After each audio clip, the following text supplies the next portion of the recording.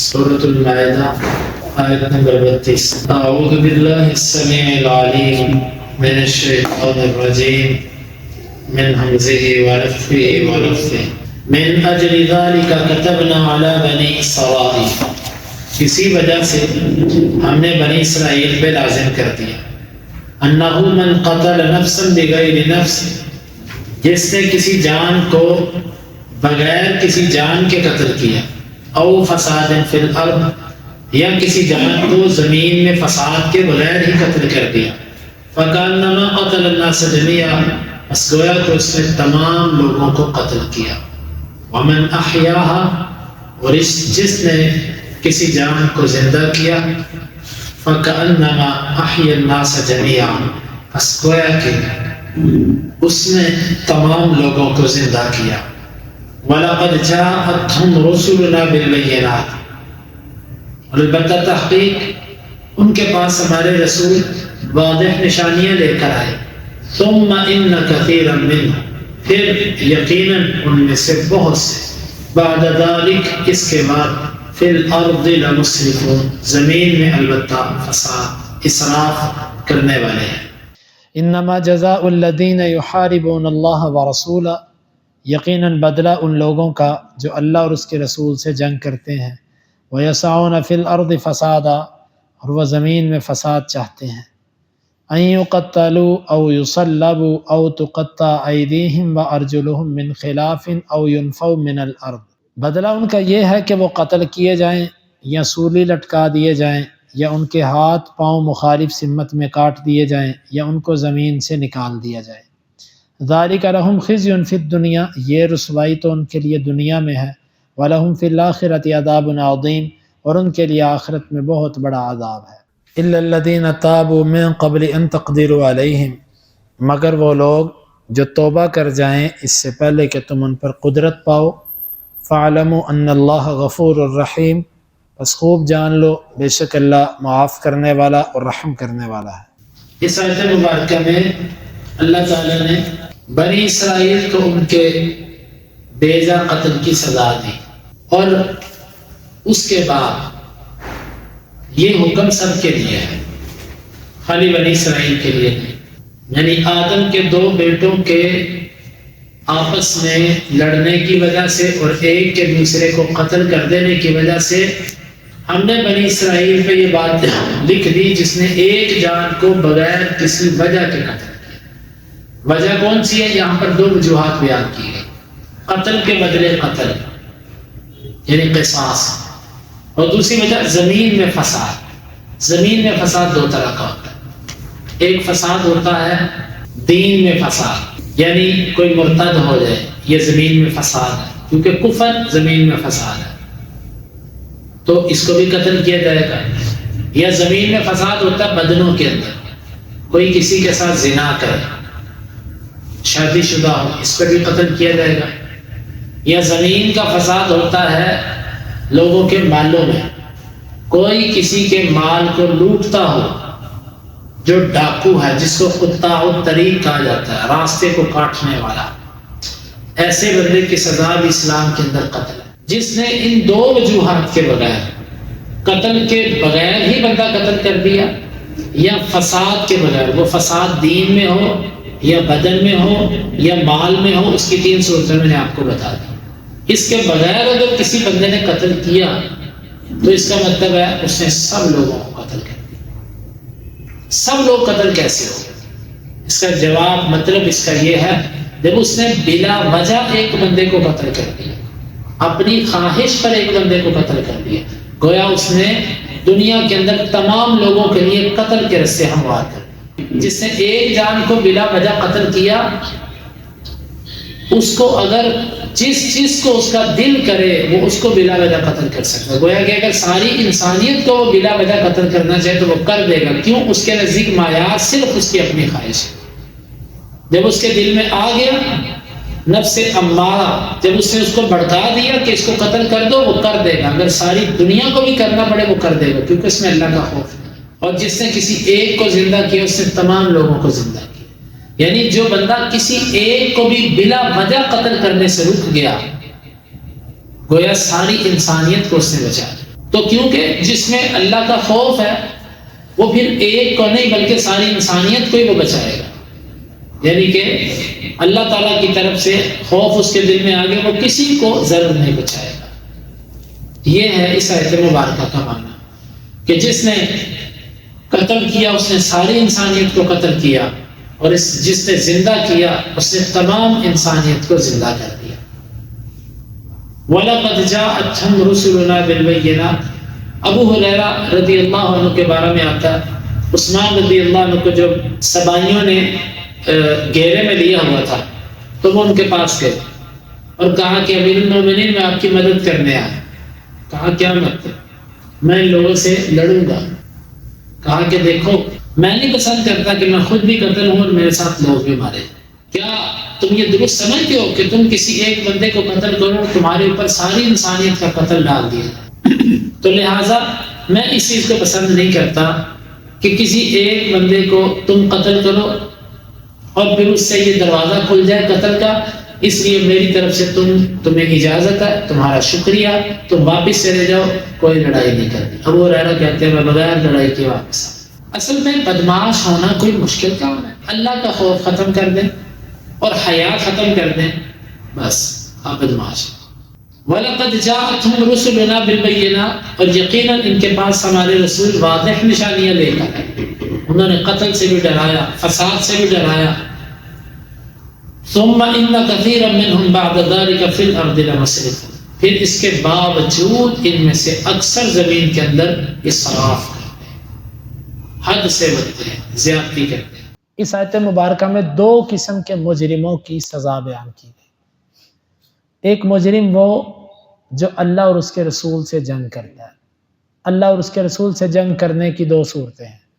ایک صورت یہ ہے کہ بندہ مرتد ہو چکا، اسلام لایا اور پھر مرتد ہو گیا، مرتد کی سزا۔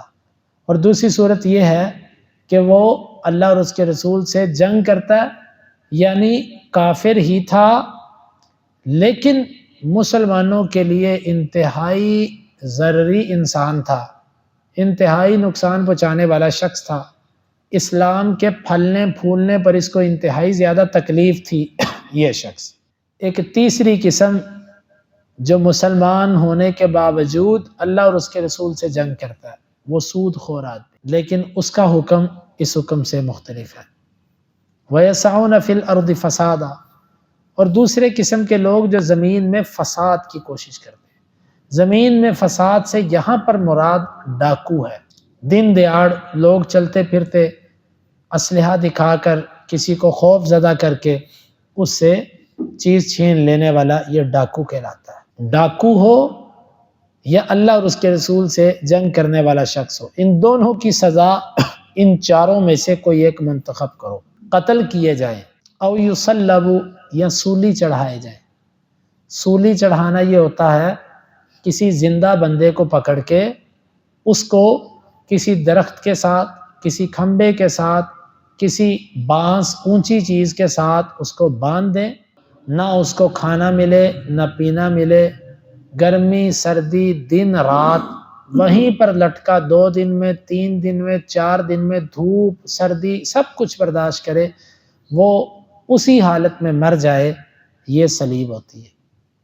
یا اس کو لٹکا کر دوسرا طریقہ یہ کہ اس کو نیزے مارنا، اس کو تیر مارنا، مار مار کے اس کی جان نکلے، اس کو کہتے ہیں سولی دینا کسی بندے کو، اور یہ بڑی سخت موت ہے۔ اللہ محفوظ رکھے تمام اہل ایمان کو۔ دیکھیں شریعت نے کچھ سزائیں رکھی ہیں، ان سزاؤں کا مقصد کیا ہے؟ ان سزاؤں کا مقصد ہے پیچھے والے لوگوں کو ڈرانا کہ تم باز آ جاؤ۔ وہ مثلاً کسی کا ہاتھ کاٹنا، چور ہے تو اس کا ہاتھ کاٹو، اور زانی ہے اس کو رجم کرو، شرابی ہے اس کو کوڑے مارو، غیر شادی شدہ زانی ہے اس کو کوڑے مارو۔ یہ سزائیں کیوں رکھی ہیں شریعت نے؟ کوئی قاتل ہے اس کو قتل کرو، اس لیے کہ لوگوں کے سامنے جب یہ سزائیں لوگوں کو ملیں گی تو باقی لوگ ڈر جائیں گے۔ لیکن چوروں کے قانون نے اس چیز کو ختم کروا دیا، کیونکہ کافر اصل میں وہ ہے ہی ان چیزوں، ان سزاؤں کا مستحق، اس نے ان چیزوں کو ختم کروا دیا جس کی دیکھا دیکھی کمزور مسلمان، نام نہاد مسلمان، ان کے اندر بھی یہ چیزیں داخل ہو گئی۔ اور ہم نے جو ان جرائم پر سزائیں رکھی ہیں وہ ان جرائم کو بڑھانے والی ہیں، کم نہیں کرتی۔ مثال ایک دیتا ہوں آپ کو، مثلا ایک بندے نے قتل کیا، شریعت کہتی ہے کہ قاتل کی سزا یہ ہے کہ اس کو فوری طور پر تم قصاصاً قتل کر دو۔ اب ہمارے ہاں یہ ہوتا ہے قاتل کو پکڑا جاتا ہے، پہلے اس کو تھانے میں ڈالا جاتا ہے، پھر اس کے بعد اس کا عدالت میں کیس چلتا ہے، پتہ نہیں کتنے سال کیس چلتا ہے، اس دوران وہ جیل کے اندر ہے۔ پھر جب فیصلہ ہوتا ہے تو کہا جاتا ہے اس کو اتنے سال یا عمر قید بامشقت اور اتنے لاکھ جرمانہ اور پھر پھانسی۔ وہ 10 سال جب جیل کاٹتا ہے مثلا، یا 20 سال وہ جیل کاٹ لیتا ہے، اب پھانسی کا وقت آ گیا۔ اب مقتول کے ورثاء کے پاس قاتل کے ورثاء جاتے ہیں کہ دیکھو تمہارا بندہ تو مر گیا، اب ہمارے بندے کو پھانسی ہونے لگی ہے، تم معافی دے دو، جو ہونا تھا وہ تو ہو گیا، معافی دے دو ہمارے بندے کو۔ وہ کہتے ہیں ہم نے نہیں معافی دینا، کہتے ہیں اچھا تسی نہیں دینی، لو پھر۔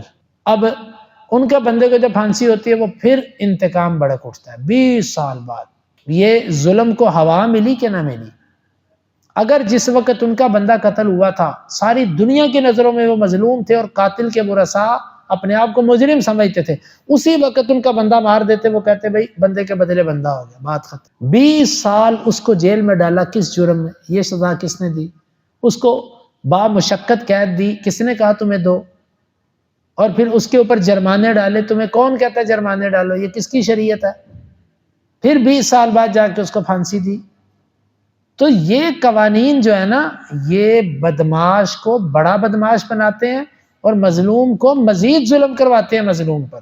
یہ قوانین اس طرح کے ہیں۔ پورے ملک نہیں، پوری دنیا کے اندر صرف اور صرف اگر ایک اعلان کر دیا جائے کہ جو چور ہے اس کا ہاتھ کاٹ، یہ قانون جس نے زنا کیا اس کو رجم کر دیا جائے گا، پوری دنیا سے یہ جرائم ختم ہو جائیں گے۔ او تقطع ایدیہم وارجلہم من خلاف، یا مصلحت کے تحت اگر ان کو قتل کرنا یا سولی چڑھانا مناسب نہ ہو، کیونکہ ان میں سے ہر ایک کے اپنے احکامات ہیں، کون سی سزا کب دی جائے گی یہ الگ بحث ہے۔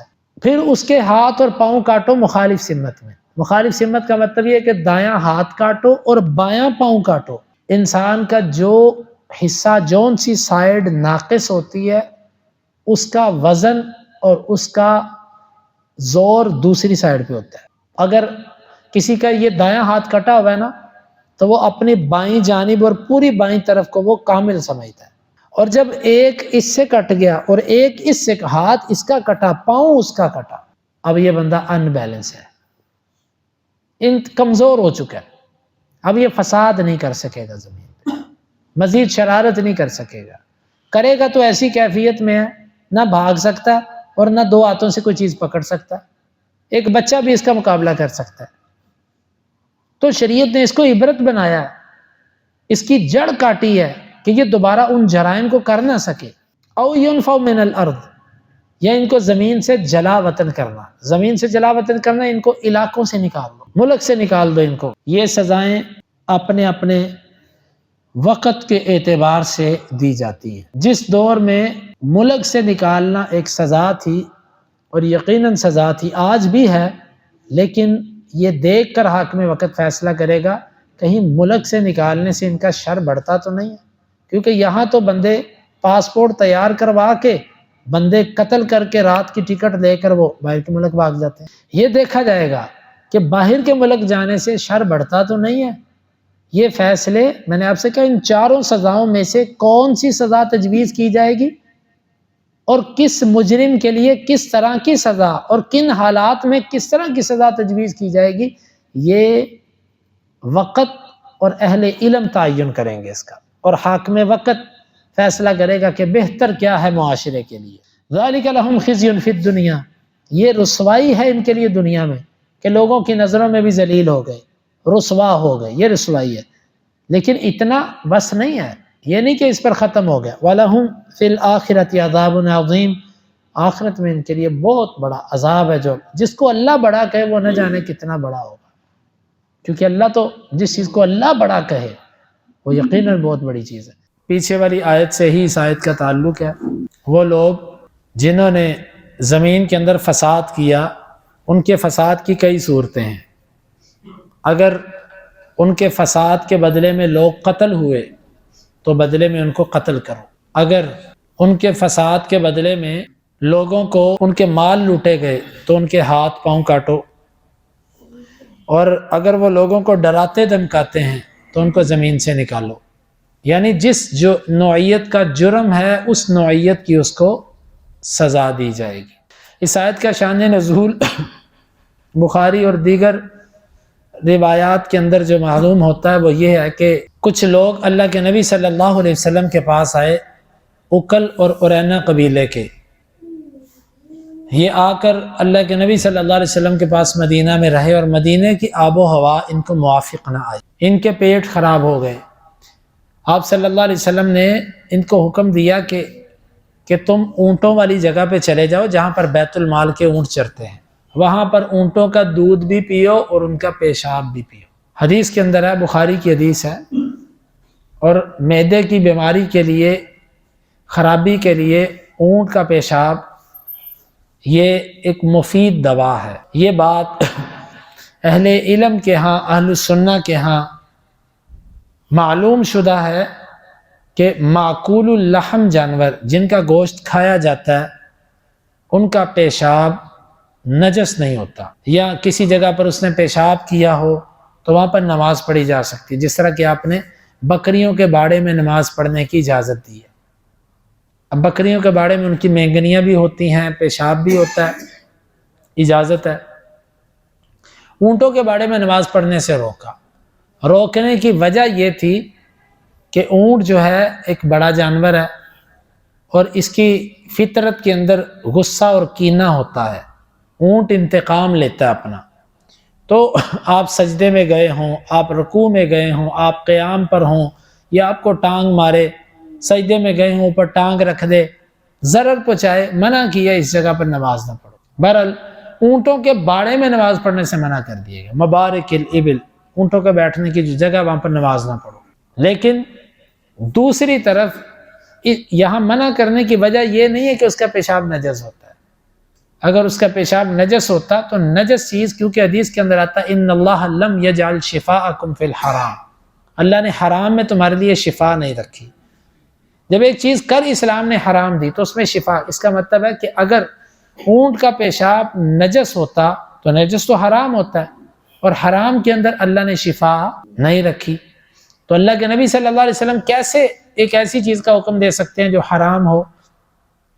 تو اونٹ کا پیشاب استعمال کرنا، دودھ کے اندر ملا کر اس کو استعمال کرنا بیماری کے لیے یہ جائز ہے، معدے کی خرابی کے لیے یہ جائز ہے. اب بھی لوگ ایسا کرتے ہیں. عربوں کے ہاں یہ چیز بھی ہے، ہمارے اجمیوں کے ہاں، یا وہ لوگ کہ جو دین اسلام کو احادیث کی وجہ سے نہیں تقلید کی وجہ سے لیتے ہیں، کہ مثلا کسی کی محبت میں غلو کیا اور اس کی عقیدت میں آ کر وہ ان احادیث کا مذاق اڑاتے ہیں. اب یہ حدیث بخاری کی ہے کہ آپ نے فرمایا تھا اشربوا من ابوالها والبانها، تم ان کے پیشاب بھی پیو اور ان کا دودھ بھی پیو. اب کرے جس سے مذاق کرنا حدیث کے ساتھ، ہمارا کیا جاتا ہے اس سے؟ اپنا ایمان وہ گوائے گا. ہمارے ایک بزرگ عالم دین ہیں، انہوں نے مجھے بات سنائی، کہتے میں صبح دودھ لینے کے لیے گیا تو وہاں پر ایک بندہ بات کر رہا، کہتا ہے یہ جو وہابی ہوتے ہیں نا، یہ کہتے ہیں کھڑے ہو کے پیشاب کر لو.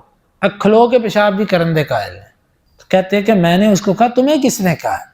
کہتا اللہ وہ حدیث پیش کر دینے. میں نے کہا حدیث ہے؟ کہتا ہے ہاں ہے حدیث ہے. میں نے کہا کہاں آتی ہے حدیث؟ کہتا ہے وہ کہتے ہیں مسلم کے اندر آتی ہے حدیث. میں نے کہا نہیں یارو ضعیف ہوگی. کہتا اللہ مسلم دی حدیث ضعیف ہوندی ہے؟ کہتے ہیں میں نے پہلے اس کو پکا کیا. میں کہا حدیث ضعیف ہوئے گی؟ نہیں وہ مسلم دی حدیث ہے، ضعیف ہونی ہے. اس نے کہا بدبخت آدمی، اگر حدیث بھی مسلم کیا اور ضعیف بھی نہیں ہے تو کیوں نہیں مانتا؟ تو مسلمان نہیں ہے؟ بس اتنا سا جواب ہے. یہ جو ہمیں کہتے ہیں کہ اونٹوں کا پیشاب اور بھائی تمہارے کیا وہ نبی تمہارے نہیں ہیں؟ کیا بخاری پر تمہارا اتفاق نہیں ہے کہ بخاری کی ساری حدیثیں صحیح ہیں؟ بخاری کی حدیثوں پر تم کیوں طنز کرتے ہو؟ اپنے ایمان کو گوانے کے لیے. ہمارا کچھ نہیں جاتا اس سے اللہ کی توفیق سے. لیکن اصل میں قصور ان بیچاروں کا نہیں ہے، اصل میں قصور اس ماحول کا ہے جس ماحول میں یہ پھلے پھولے ہیں. ان کی نظروں میں سب کچھ صرف وہ ہے جو امام صاحب سے ملا. امام سے ہٹ کے نہ کوئی دین ہے نہ کوئی اسلام ہے. یعنی کہ تقلید کو ہی اپنا اوڑھنا بچھونا ان لوگوں نے سمجھا، جس وجہ سے ذہن تنگ ہو گئے، محدود ہو گئے. حتیٰ کہ صریح حدیث سامنے کھڑی ہے، وہ کہتے ہیں یار میں کیا کروں، میرے امام کا مذہب نہیں ہے. کتنے بڑے علماء انگلیوں سے ان کی طرف اشارے کیے جاتے ہیں، ان کا نام لیتے ہوئے پہلے 2 لائنیں اور نیچے کی 2 لائنیں ان کے القاب سے بھری. اور ان کی کیفیت یہ ہے کہ وہ اپنی کتابوں کے اندر حدیثیں ذکر کرتے ہیں تو واضح طور پر کہہ دیتے ہیں کہ بڑی مشکل ہے. یہ هذا الحدیث مشکل جدا علی قواعد مذہبنا. یہ ملا علی قاری کتنے بڑے عالم ہیں حنفی مذہب کے، اور کہتے ہیں جس وقت وہ اللہ کے نبی صلی اللہ علیہ وسلم کی وہ حدیث آئی جس میں آپ نے خوف کی حالت کے اندر نماز کو 4 رکعتوں میں پڑھا، کیونکہ ان کے نزدیک تو قصر واجب ہے، تو آپ نے 4 پوری پڑھی، 4 پڑھی آپ نے. وہ اس پہ پریشان ہو گئے، 2 کر کے آپ نے پڑھائی دونوں جماعتوں کو، وہ اس پہ پریشان ہو گئے. کہتا ہمارے نزدیک تو قصر واجب ہے. اب مشکل یہ بن گئی کہ اگر ہم کہیں قصر واجب ہے تو اللہ کے نبی صلی اللہ علیہ وسلم نے قصر کیوں نہیں کی؟ جو واجب کا تارک ہوتا ہے اس کے اوپر تو سجدہ صاحب پڑتا ہے، اس کی نماز ناقص شمار ہوتی ہے. اگر ہم کہیں کہ نہیں آپ نے 2 پڑھی تھے فرض اور 2 پڑھے تھے نفل، ایک اور مشکل پڑ جاتی ہے. وہ مشکل یہ ہے کہ ہمارے نزدیک تو نفل پڑھنے والے کے پیچھے فرض نماز ہوتی نہیں. ان 2 قواعد میں سے آج ہمارے مذہب کا ایک قاعدہ ضرور ٹوٹے ہی ٹوٹے. یا تو یہ کہنا چھوڑ دو کہ قصر واجب ہوتی ہے، یا یہ کہنا چھوڑ دو کہ نفل والے کے پیچھے فرض کی نماز نہیں ہوتی. پھر جواب نہیں تھا تو کہتے هذا الحدیث مشکل جدا علی قواعد مذہبنا. یہ حدیث ہمارے مذہب کے لیے بڑی مشکل ہے. یعنی کہ مشکل کیا ہے؟ کیا مشکل ہے؟ امام صاحب کا جو مذہب ہے اس کے اوپر کوئی مشکل نہیں. امام صاحب نے کہا تھا جب صحیح حدیث ہو وہ میرا مذہب ہے. یہ مشکل ان لوگوں نے بنائی ہے جو خود امام صاحب کے طریقے پر بھی نہیں. 14 سال ایک حدیث کے جواب پر کھڑے رہنا. انور شاہ کاشمیری وہ بخاری کی شرح کرتے ہوئے لکھتے ہیں کہ ایک وتر کی حدیث جب بخاری کے اندر آئی تو کہتے ہیں کہ لقد مکثت نحو 14 سنة ثم سنح لی جواب شاف. اس ایک وتر والی حدیث پر میں نے 14 سال سوچا کہ اس کا جواب کیا دوں، کیونکہ ہمارے مذہب کے اندر ایک وتر نہیں ہے اور حدیث کے اندر ایک وتر آیا، اس کا جواب کیا ہونا چاہیے حدیث کا. 14 سال میں سوچتا رہا ہوں اس کے. پھر مجھے ایک تسلی والا جواب ملا اور وہ ذکر نہیں کیا وہ جواب کیا ہے. یہ اثر، یہ اضرار، نقصانات ہیں تقلید کے کہ جو احادیث کو پڑھتے ہیں وہ اسی مذہب کی اینک لگا کے پڑھتے ہیں. واللہ اگر امام کے موقع پر رہیں تو مشکل نہیں ہے، کیونکہ امام صاحب نے تو واضح کہا تھا صح الحدیث فہو مذہب. لیکن جو متاخرین ہیں یہ امام صاحب کے ہر کہے ہوئے کلمے کو حرف آخر سمجھتے ہیں. یہ ممکن ہی نہیں سمجھتے کہ امام سے غلطی ہو. وہ جس طرح کے روافظ کا عقیدہ نا کہ ہمارا 12 امام معصوم ہوتے ہیں، ان کے یہ عقیدے ہیں کہ ہمارا امام معصوم ہے، سے غلطی نہیں ہوتی اس سے. ویسے آپ پوچھیں امام سے غلطی ہو سکتی ہے، ہوئی ہے نہیں ہوئی نہیں. ایسی حدیث کے اوپر یہ کہنا کہ جناب یہ تو اونٹوں کا پیشاب پیتے ہیں، یہ تو کھڑے ہو کے پیشاب کرتے ہیں، یہ اللہ سے ڈرنا چاہیے ایسی باتیں کرتے ہوئے. یا اس طرح کی باتیں، بہتان بازیاں کہ جی ان کے نزدیک تو وضو تب ٹوٹتا ہے جب ایسے زوردار دھماکہ ہو. ایسے مذاقیہ باتیں. اللہ کے بندو آپ حدیث کا مذاق اڑاتے ہیں. حدیث کے اندر آتا ہے جب کسی کو شک ہو تو جب تک اس کو آواز نہ آ جائے یا جب تک بو نہ آئے اس کا وضو نہیں ٹوٹتا. شک کی صورت میں. جب شک نہیں ہے، یقین ہے کہ ہوا نکلی ہے، آواز آئے نہ آئے، بو آئے نہ آئے، وضو ٹوٹ گیا. لیکن ہمارا موقف آدھا بیان کیا جاتا ہے، پورا بیان ہی نہیں کرتے. کہتے ہیں ان کے نزدیک تو جب تک آواز نہ آئے ٹوٹتا ہی نہیں وضو. یہ اس وقت ہوتا ہے جب بندہ انصاف سے نیچے اتر آئے. حدیث کے اندر آتا ہے اذا وجد احدکم فی بطنہ شیئا فاشکل علیہ اخرج منہ شیء ام لا. جب تم میں سے کوئی ایک اپنے بطن میں کوئی کیفیت محسوس کرے اور اس پر مشکل ہو جائے کچھ نکلا کہ نہیں نکلا، فلا ینصرف حتی یجد صوتا حتی یسمع صوتا او یجد ریحا. وہ نہ نکلے جب تک اس کو آواز نہ آ جائے یا وہ بو نہ محسوس کر لے. کب؟ جب مشکل ہو. جب مشکل نہیں ہے، اس کو پتہ ہے کہ سمجھ آ گئی وضو ٹوٹا ہے، لیکن یہاں پر بھی آدھی بات. تو یہ ایسا کرنے سے انسان اپنے ایمان کا ہی نقصان کرتا ہے، کسی کا کیا نقصان کرے گا. قرآن و حدیث ہمارے ہیں، سارے مذاہب ایک حدیث پہ قربان ہو سکتے ہیں، اللہ کی قسم. آپ امام ابو حنیفہ، مالک، شافعی، احمد بن حنبل کی بات کرتے ہو، میں کہتا ہوں کہ ساری امت اللہ کے نبی کے ایک فرمان کے پیچھے چھوڑی جا سکتی ہے. آپ 4 اماموں کی بات کرتے ہیں، اللہ کے نبی کی ذات سے اوپر کسی کی ذات نہیں ہے، آپ کی بات سے اوپر کسی کی بات نہیں. تو یہ آپ صلی اللہ علیہ وسلم نے ان سے کہا کہ جاؤ پیو اور تمہارے پیٹ ٹھیک ہو جائیں گے. انہوں نے کیا کیا؟ انہوں نے سمجھا چرواہا ہے، انہوں نے اس کو قتل کیا اور سارے اونٹ لے کر بھاگ گئے. اللہ کے نبی صلی اللہ، یہ یاد رکھیے گا، جرم کبھی چھپتا نہیں ہے. اس دور میں کوئی ذرائع ابلاغ تیز نہیں تھے، بس قتل کیا انہوں نے. ایسے جھٹ کے اندر خبر مدینے کے اندر آئی.